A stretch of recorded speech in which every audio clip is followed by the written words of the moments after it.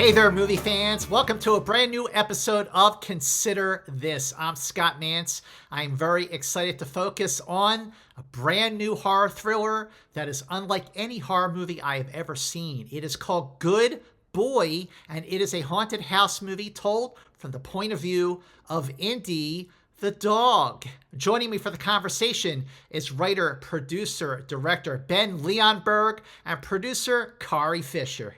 So great to have you both here. I'm very, very excited. I love, love, love this film. So before we get started, I'm just wondering, do you have a special guest with you? We do. We have Indy. He might have just go run off to take a nap, but yes, he's around. Indy is our dog.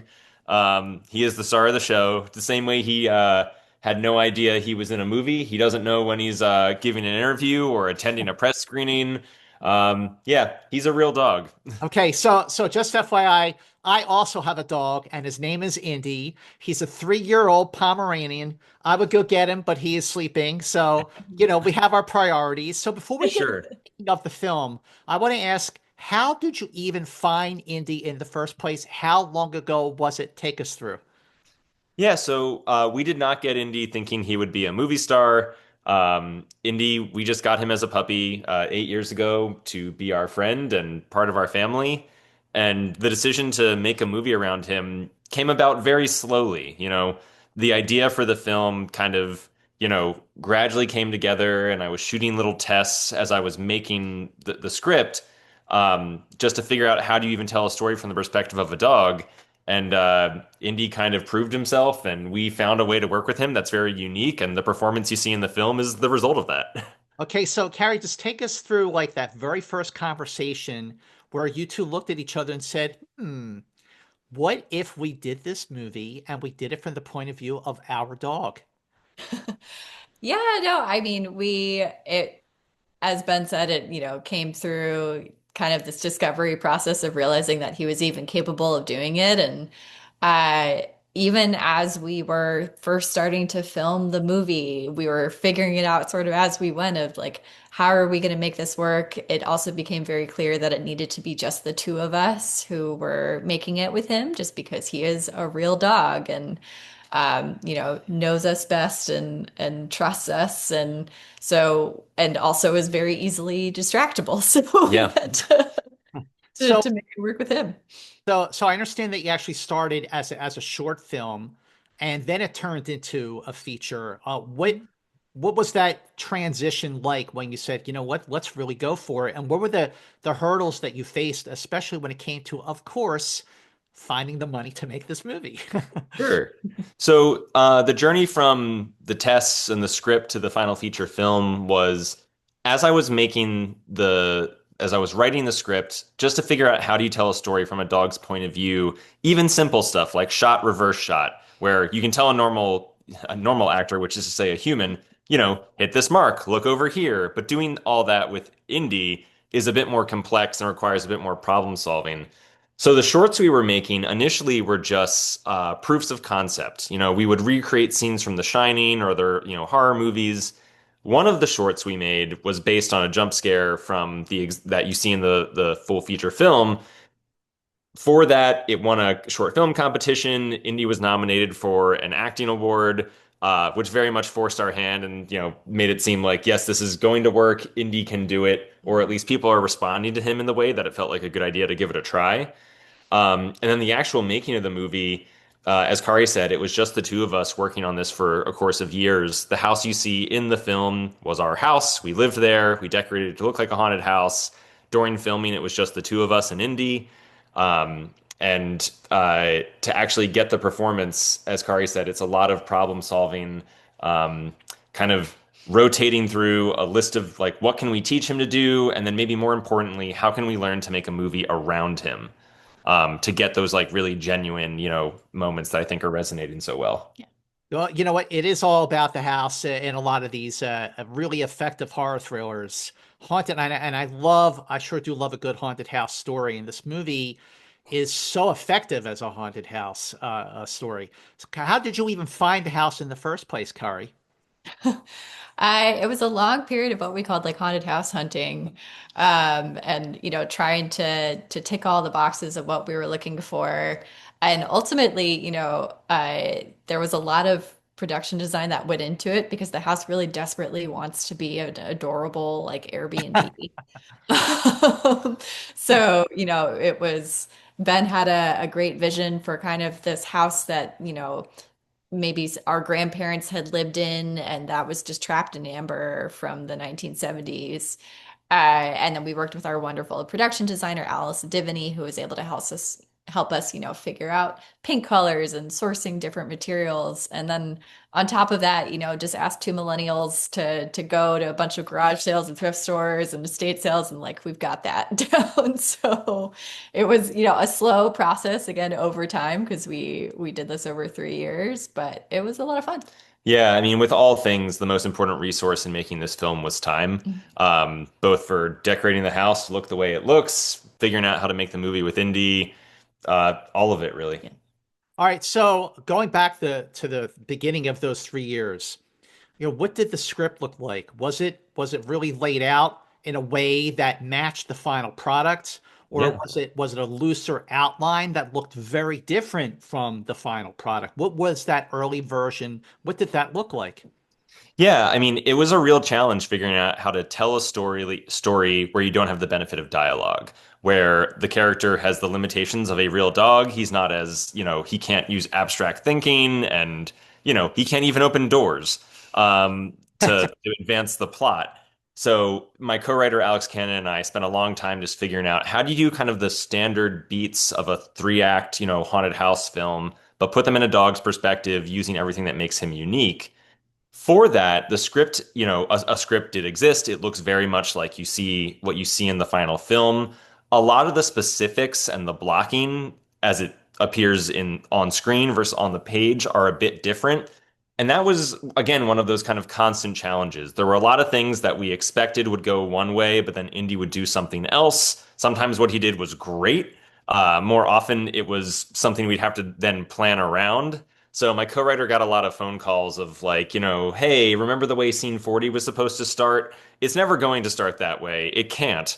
So, but here's what can happen. How do we then fill in the gaps? I think he liked to say that we were playing horror improv to like bridge these gaps. There were no big plot points or like, even dialogue from the human characters that changed that much.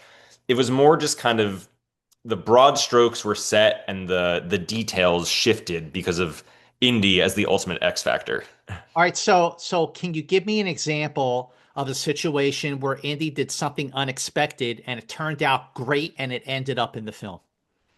I mean, one of my favorites is there's a moment in the film where there's a climactic battle of sorts and he's escaped, but from the dark forces, shall we say.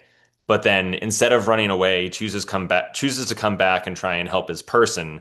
And right when he's kind of coming back for the fight, he shakes off all the like rain and mud that's on him in a Yeah. way that just really feels like, it's like a boxer stretching out before they're like going back into the ring or something.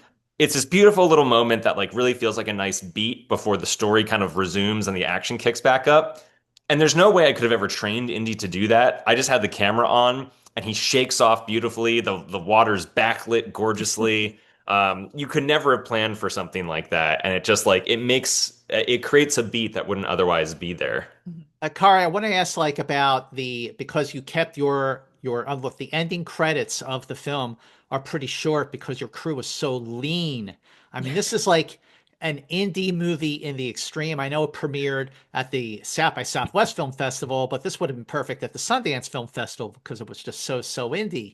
So so having such a lean crew, what were some of the producing challenges that you all faced, especially because you filmed it over a 3 year period? Yeah, I mean, my role really changed over time. So during the 3 years that we were making the film, Ben and I were truly doing everything. So during the day, I'm not a producer by training. I'm a scientist. I work for an organization called the Lupus Research Alliance. So my day job, I was doing that the whole time, and Ben was like setting up the shots during the day. And then come the evening, we'd have dinner, go through a routine, and then we'd shoot. And so because it was the two of us, I was often wrangling Indy, learning how to operate camera, standing in as multiple characters in the film. Ben is Todd's body in the film, but I'm also Yeah, sometimes. sometimes Kari's Todd's body. Yeah, it's worth saying. So for physical production, we were the cast and the crew, and the director and producer, and also Indy's people and trainer and the carpenters, the electricians. When I say time was the most important resource, I mean that's how you essentially make a movie without the support of like an on-set crew. Is that you just move slowly. Fortunately, I think we both like yeah, I don't know. It didn't really feel like it was certainly hard work, but it didn't feel like a chore. It felt like it was a strange hobby we were doing over the course of years. Yeah. But then when we get to post-production, that's when the rest of the crew you do see in the credits really like, step up and make the whole thing really work. The raw materials we were capturing had to go through so much treatment to really look and especially sound the way they do. If you can imagine, since we're both running the camera and we're then running around to like be in front of the camera with Indy, the dialogue, if you want to call it that, of what's being said on set is not the dialogue in the movie. We're talking to Indy, telling him he's a good boy, giving him commands and treats. And then the music, the sound design, the actors who then do the voices, they really complete the illusion and make it work. So it was a long time of working alone and then bringing in this very small but mighty team to like complete the picture, so to speak. Mhm. Well, it's just amazing, and the movie looks so polished, and the suspense and the intensity and the horror elements are maintained from start to finish. Plus the movie is so emotionally effective because, everyone is so vested into Indy, more vested than they are into human actors. For sure. Yeah. So watching the film for the first time, I got to tell you guys, like, I was so worried about Indy, and I was thinking, how did they get that performance? How did they get that reaction? How did you get the desired effect, especially in the scenes where Indy looks really scared or is acting scared? Because Yeah, people watching the film are like, oh, oh no, oh my God. I mean, it's just a natural reaction, Yeah. but how totally. did you get that without scaring him? Yeah. Yeah, so it's a great question, and people ask us exactly that all the time. How did you get Indy to look scared? And the answer is we didn't do anything. The filmmaking is telling you how to feel, and then you're projecting that onto him. So, Indy's not scared. You're scared. yeah, exactly. And then you're putting that onto him. What you're seeing from Indy is a blank expression. It was really important that he didn't pant. Just because as soon as he starts panting, dogs can't help but look really, really happy. Their face just turns into a smile. So we literally moved air conditioners around to keep the rooms we were filming in, air conditioned. So it was cool. And then we just because it's just the two of us, we're able to move slow and like keep things calm. And what we're asking of Indy is engaging his curiosity and just which dogs have innately. So if you can imagine, you'll see a tight close up of Indy looking off camera, and then you see his point of view, and there's a dark corner and a shadow moves, and there's ominous music and sound design and that the audience is being told by the filmmaking, this is scary. Indy's scared. In reality, Indy is looking at me or Kari off camera, holding a piece of food, going, stay, stay. And he's just kind of waiting, figuring out what can he do to get that thing. So we are projecting the feelings onto him. And there's a lot of other little tricks, we use to like kind of complete that performance, but it really is like shot size, framing, how close we can get the camera to him. That's how we're creating the performance around him. Yeah. All And right. Go ahead. Go ahead. Sorry. oh, I was just gonna say, so I mean that's the magic of filmmaking, right? Because the true reality of this like profoundly scary scene is incredibly silly. Yes. Because Ben is saying that we're like holding food or we're making silly More sounds. frequently, we're making silly sounds. If you could listen to the movie with the production audio, which is what the cameras actually picked up, it goes from being a horror movie to a incredibly surreal comedy very quickly because we would say things to him in the same kind of tone you would say, if you say to a dog, sit, there's like a way you would say that Mhm. they know it's a command. Yep. If you then say hamburger helper or fireworks or taxidermy, they'll just be like, well, what does that mean? And you can just use a Rolodex of strange. Exactly right. That's exactly what we were going for. Oh, Uh, so the reality of the sound was very surreal. all right. So I got to tell you, early in the film, there's a scene where Indy is going from the room to look out the window, then back into the room, and it's a for a film like this, it seemed like it was a pretty long take. How did you achieve that? I mean, and just in general, what were some of the more challenging scenes to pull off? So we had the same instinct when we went into making the movie that the things that were like the longer takes where Indy would have to hit a few marks, we thought that's going to be really hard. Yeah. We were wrong. Those were actually quite a bit easy, and I can explain why. But the challenging shots were always the ones that, with a human actor, would have been super easy. Like a tight close-up of Indy's face, like really tight, Yeah. where it's like a dramatic shot because he's a dog, he has no idea what a frame is, and you can't tell him a little bit to the left, a little up, a little down. Those were so challenging, Wow. just to kind of get right. It was not uncommon that for like that the end of the film, there's these beautiful close-ups of Indy, of Todd and Indy looking into each other's eyes. That I think it was like we tried on Monday, we tried on Tuesday, and on Wednesday we got it. And keep in mind, Indy's only working like 1 or 2 hours a day each day, and then his attention span is shot. Sure. He's a really active dog, and so standing still is not his favorite thing, but like having to kind of interact with us or play with us or solve a puzzle, that was Yeah. much easier. So the shots that seem like they should have been hard, it's exactly what Kari says. He's active and he's also smart. He loves to have a job and he wants to use his senses.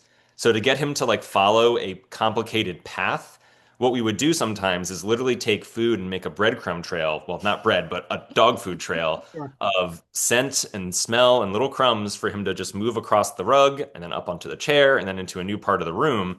And he would just do that super reliably. He's motivated, he loves food, and he loves to, follow his nose, literally. So it was funny how it shook out. So, okay, so when a film like this, what was the idea behind not showing Todd's face or, until, for most of the time? Was that always the plan, or did that sort of idea come along while you were working on other shots with Indy? It was definitely part of the plan. We went into this knowing, well, I guess just to say, big picture, it was both a creative and a practical consideration. To start with the practical idea of let's show less of the humans, it came from we knew that for some shots and scenes, it would be best if Indy was acting, air quotes, with us because we're his people and, the scenes of genuine love and affection, if it's our bodies that he's acting with, that'll look real because he really likes us and we like him. Um, but then creatively, we really wanted to anchor the film in his point of view. So we can only ever really see what Indy sees or hear what he hears. So that means the camera's on his level, literally 19 inches off the ground. And that already just crops human bodies in a way where we're mostly seen from like the waist down or the neck down. And once we saw that that was how most of the movie was going to look anyway, it really opened up the opportunity of, all right, well, if we embrace this as an aesthetic, it will both make it practically easier for us to film more of this because we can be the ones on camera with Indy. Right. And also, it's a very distinct, creative choice because I think part of what makes this film work, I think what makes any horror film work is if it's relatable, if it's easier to imagine this looks like your life. So you can imagine the dark goings on happening to you. With Indy, we meant that wanted to, the performance from him should look real and relatable. He should seem like a real dog. But when you can't see the people, it's maybe a little easier to imagine yourself inhabiting the circumstance and the situation. So a lot of things align to make that work. Also, how did you come to cast Shane Jensen as Todd? Because, regardless of how much the two of you are tied, you still have to have a Todd. And, Yes. how did you try different actors until like Indy had that perfect reaction to him? Well, so Shane and Indy never actually act together. My body is Todd's throughout the film, and Oh, it's essentially I don't want to call it ADR because it was much more complex than that. The alchemy we were trying to solve was how could we get a voice coming out of my body and have it still sound correct. It was a lot. I mean, this is a thing that films have done since the birth of cinema, since sound was invented, adding dialogue after. But to get it so it really felt real, so that it didn't take anybody out of the experience, was a really tricky thing to cast for. And I mean, part of it is just table stakes are the performer has to be great, which Shane is, but then he also has to be able to deliver this performance, you know, based on a lot of factors that have nothing to do with acting. For example, there's plenty of times where we would get a line, he would deliver it perfectly. He'd be in a conversation he's having with Ariel Friedman, who plays Vera, who you're playing Vera's body, Mhm. at the time she appears, where the dramatics of the scene are perfectly. And I have to be like, Shane, that's great. Do it again, but on word 10, I need you to sit up as if you're sitting up in bed because that's what I'm doing. The reason I'm doing it was because Indy did something on the day that I had to adjust, but you have to incorporate that into your performance, even though that isn't natural. It was a really strange needle to thread, and I just have so much respect and am in awe how they were able to pull that off and make adjustments to make it all work. It's pretty amazing. Yeah. Okay, so Kari, earlier in the conversation, you were talking about how, during the filming it was really super lean, but then all these people came in towards the end for the post.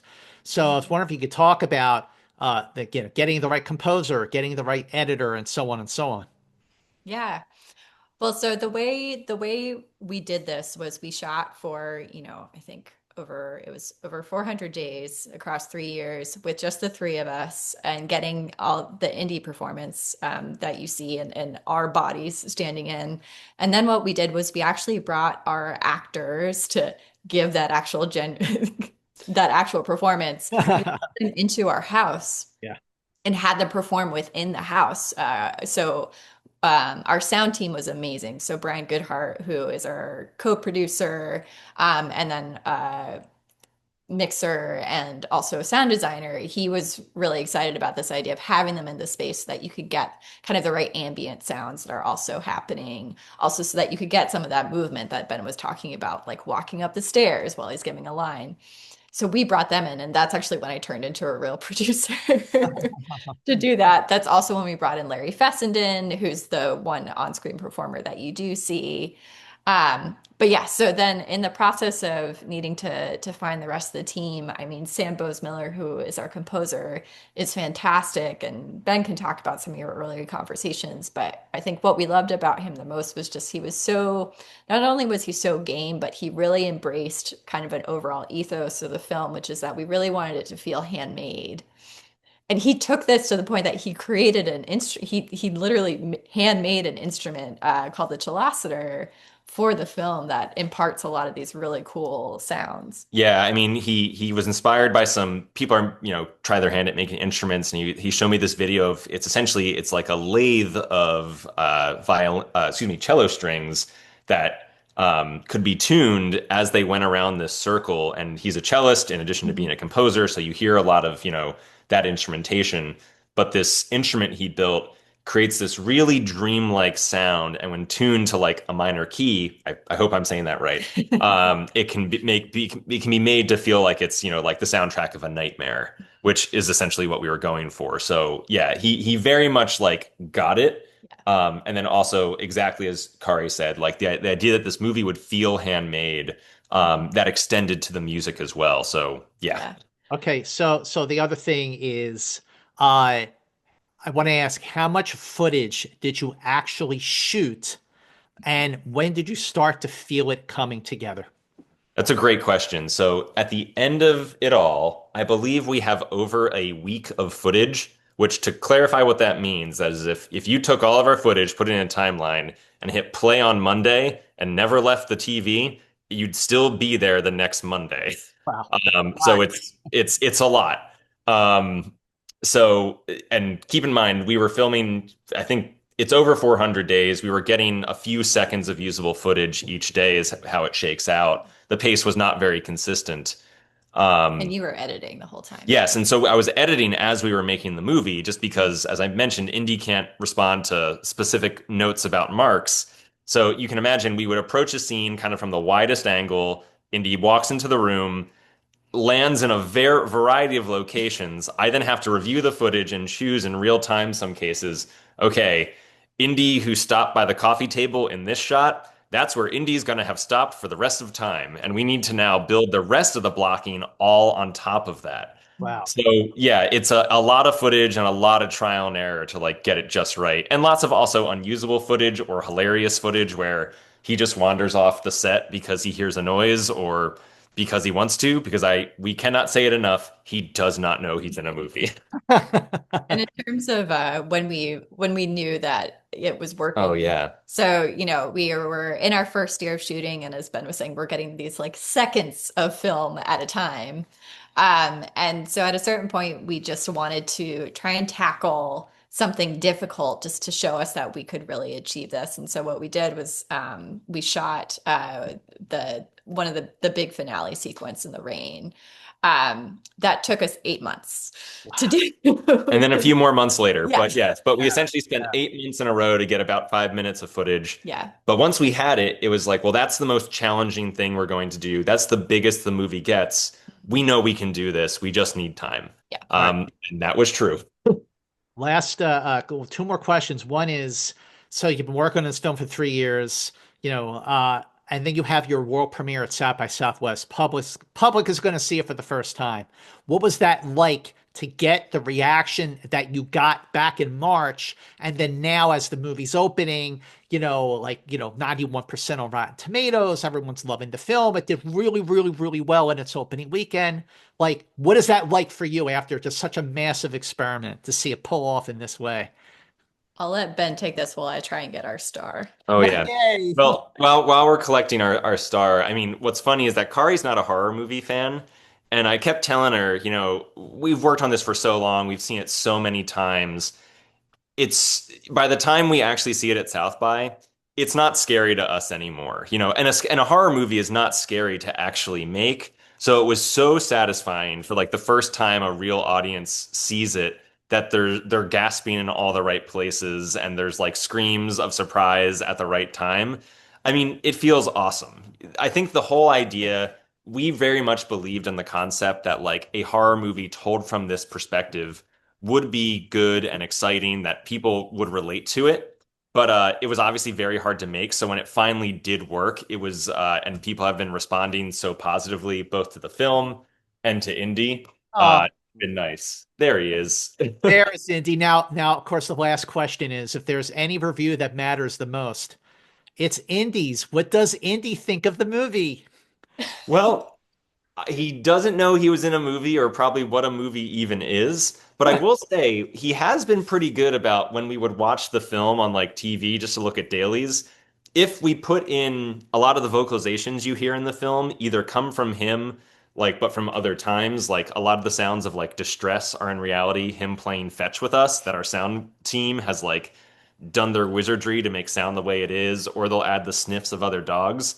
I think those are pretty attractive to him. So he has gotten pretty interested in the sound of the movie. So we've got that going for us. Well, I cannot say enough how incredible this movie is. I watched it 3 times now, and Thank you. times. I mean, good guys. I mean, you're so rooting for Indy, and again, the craftsmanship of making such an effective and engaging and visceral film on such a experimental, low budget level. It's so refreshing to see this kind of indie filmmaking. And I just want to say again, big congrats on the reactions you've gotten. Congrats to both of you as filmmakers. Congrats to Indy on his big screen debut. And again, see Good Boy in theaters now. It is incredible. It's one of the very, very best movies of the year. Ben and Kari, thank you so much for an incredible conversation, and congrats on Good Boy. Thank you. This was a lot of fun. And thank you for watching Consider This. Please share this episode on all your social media platforms to get the word out about this incredible movie, Good Boy. Also, be sure to follow me across all social media platforms at Movie Mantz, and please be sure to subscribe to my YouTube channel, which is Scott Mantz. Until the next episode of Consider This, here's looking at you, kids.